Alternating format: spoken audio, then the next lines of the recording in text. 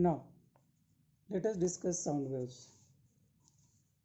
We know that sound waves are longitudinal in nature, that is, they propagated through the medium in terms of compressions and rarefactions. So, the velocity of sound waves through the medium is at first given by Newton. So, Newton's formula for velocity of sound waves in air we want to discuss at first. According to Newton's, velocity of sound in an elastic medium is given by V is equal to under root of elasticity of the medium upon density of the medium. Now, this formula can be derived with the help of dimensional analysis also. Velocity is equal to under root of elasticity of the medium upon density of that medium. Newton assumed that sound wave travels in air under isothermal conditions. That is, temperature of air remains constant. Whenever sound waves travel through the medium, Newton assumed that the temperature of the medium will not change. According to him, the compressions and rarefactions are produced inside the medium without change in temperature of that medium. So, the changes in pressure and volume obeys Boyle's law. That is, PV is equal to constant. This equation belongs to isothermal condition. Pressure into volume remains constant. So, if pressure increases, volume decreases. If volume increases, pressure decreases in such a way that product remains constant. Now, if we differentiate this equation according to product rule, P into delta V plus V into delta P is equal to 0. पहिला term as it is, दुसऱ्याचं derivative plus दुसरी term as it is पहिल्याचं derivative, याला आपण product rule असं म्हणतो, is equal to 0. इथे मग काय होतं, आपल्याला काय करता येतं, त्याला या फॉर्ममध्ये सुद्धा लिहिता येतं. चेंज जर स्मॉल असेल तर डेल्टाच्या जागी डी वापरतात, डेल्टाच्या जागी डी वापरतात. तिथे प्रेशर बरोबर D P V into D P हे मायनस होतं तिकडे गेल्यानंतर अपॉन डी व्ही. ते जे न्यूमरेटरचे वे पुन्हा खाली पाठवून दिलं आपण, ते डी व्ही अपॉन व्ही झाले, डी पी झालं.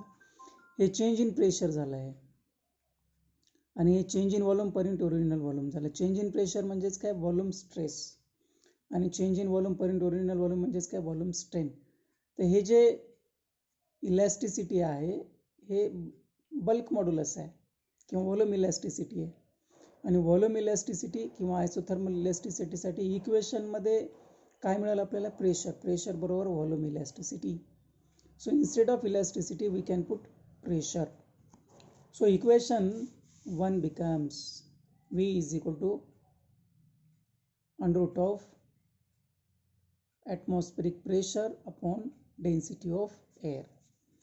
Now at NTP, density of air is given by rho is equal to 1.293 kg per meter cube. Pressure जे आहे नॉर्मल टेम्परेचर आणि प्रेशर ते किती असतं तर 76 सेंटीमीटर ऑफ एच जी. आता pressure 70 centimetre of H G असतं, याचा अर्थ काय आहे ते थोडक्यामध्ये आपण बघू. तर 70 सेंटीमीटर ऑफ एच जी म्हणजे काय, की जर आपण हे जी कॉलम आहे याच्यामध्ये मर्क्युरी घेतला, एक कंटेनर आहे त्याच्यामध्ये आपण मर्क्युरी कन्सिडर केलं, त्याचं मास एम आहे, त्या कंटेनरची हाईट किती आहे एच आहे, ती आपण हाईट कन्सिडर केली 76 सेंटीमीटर. तर हे जे लिक्विड कॉलम आहे ते हा जो सरफेस आहे याचं बॉटम आहे, ते बॉटमचं area of cross section A असणार आहे, किंवा हे जे ट्यूब आहे ज्याच्यामध्ये आपण मर्क्युरी घेतलं त्याचं एरिया ऑफ क्रॉस सेक्शन ए आहे.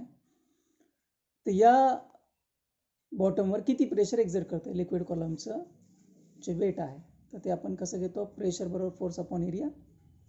मग फोर्स म्हणजे वेट असतं लिक्विडचं, एम जी अपॉन एरिया.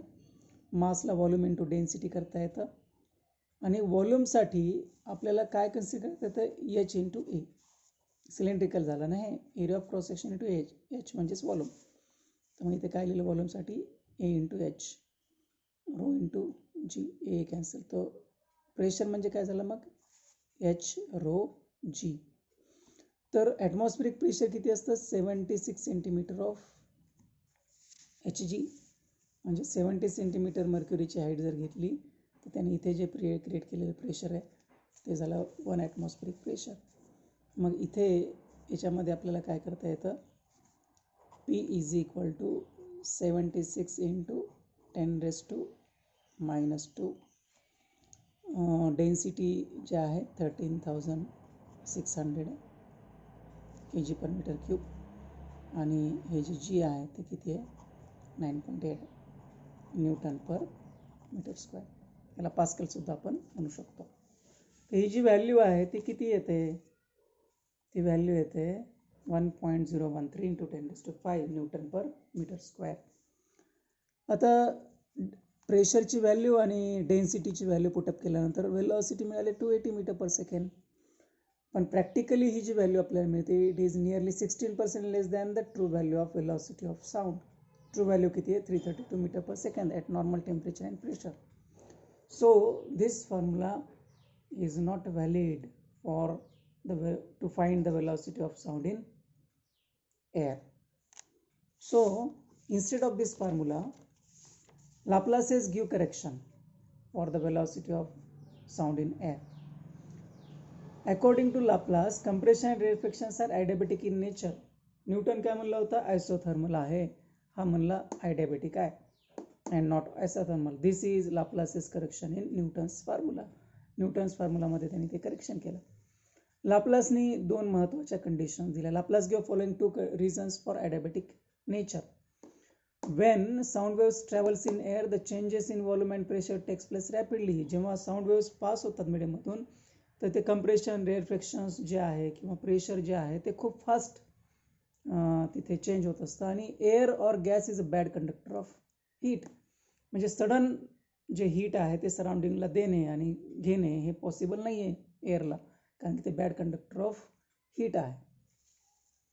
आणि त्याच्यामुळे हा जो चेंज होतो प्रेशर आणि व्हॉल्यूममध्ये तो adiabatic चेंज आहे जेव्हा साऊंड वेव्ह मीडियममधून पास होत आहे. मग adiabatic चेंजसाठीचं इक्वेशन काय, PV raised to gamma is equal to constant. आता हे इक्वेशन थर्मोडायनॅमिक्समध्ये आपल्याला येणार आहेत, म्हणजे केमिस्ट्रीमध्ये पण थर्मोडायनॅमिक्स आहे आणि फिजिक्समध्ये सुद्धा थर्मोडायनॅमिक्स आहे, तिथे इक्वेशन्स येतात. हे इक्वेशन ॲडियाबॅटिक प्रोसेसला रिप्रेझेंट करतं जिथे टेम्परेचर कॅनॉट रिमेन कॉन्स्टंट. मग या इक्वेशनला डिफरन्शिएट केलं तर कसं होणार, मग पहिली टर्म ॲज इट इज, सेकंडचं differentiation gamma V raise to gamma -1 into dV plus second term as it is, फर्स्टचं differentiation dP is equal to 0. तर मग आपल्याला काय आलं, gamma P is equal to हे इकडे गेलं मायनस झालं, ही टर्म या साईडला गेली, V raise to gamma dP upon V raise to gamma -1 into dV. हे सॉल्व केल्यानंतर आपल्याला हे इक्वेशन मिळतं -dP upon delta V by V. It is known as elasticity, bulk modulus of the material. And this elasticity is adiabatic, not isothermal, कारण की इथे किती आलं, गॅमा इंटू P आलं. So elasticity of the medium is equal to gamma into P. So इलॅस्टिसिटीच्या जागी काय ठेवायचं, गॅमा इंटू P ठेवायचं. हे करेक्शन आहे, गॅमा ॲड झालं इथे. लाप्लासने दिलेलं करेक्शन काय, वी मस्ट ॲड गॅमा, कारण की गॅमा इंटू P हे काय रिप्रेझेंट करतं, ॲडियाबॅटिक इलॅस्टिसिटी, आयसोथर्मल इलॅस्टिसिटी नाही. This is Laplace's formula for the velocity of sound in air or gas. For air at NTP, gamma बरोबर किती आहे 1.4, V बरोबर √ of gamma √ of P by density. Gamma किती 1.4, हे किती आहे 280, तर 331 मीटर पर सेकंड, म्हणजे इट इज व्हेरी क्लोज और it is exactly nearly equal to 332 metre per second. So this equation finally get accepted to find the velocity of sound in air or any other gases.